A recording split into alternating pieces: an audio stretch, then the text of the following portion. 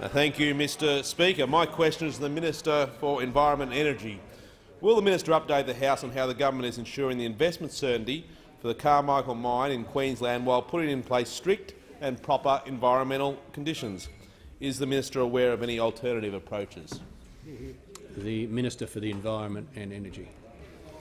Thank you, Mr Speaker. I thank the member for Mallee for his question and acknowledge his deep concern to create jobs across regional Australia. Indeed, the Carmichael mine has the potential to create 4,000 direct jobs and up to 8,000 indirect jobs, Mr Speaker.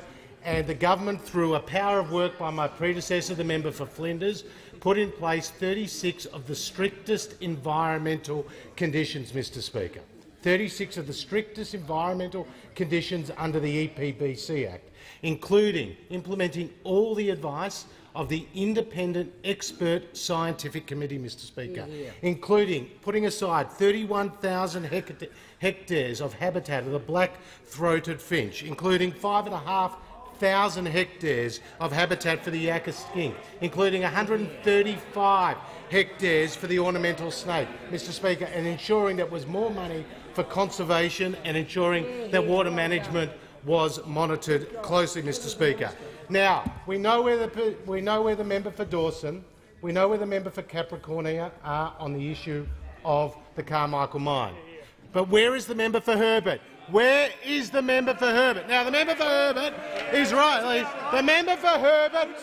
is confused because the Leader of the Opposition says, and I quote, "I support the Adani mine."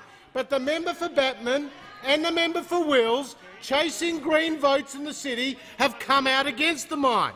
Senator Lisa Singh has said it's a huge mistake.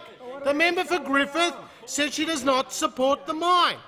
And Labor's climate change spokesman, the member for Port Adelaide, says that the Carmichael mine will cost jobs elsewhere in Queensland. Mr Speaker, go figure that. Go figure that. So who do you believe? Do you believe the Leader of the Opposition who says he supports it? No. Do you support his backbench who says they're against it? No. Do you support the opposition spokesman on climate change who says it's going to cost jobs? Or do you support the member for Shortland, Mr Speaker? Because the member for Shortland is the shadow climate change spokesman.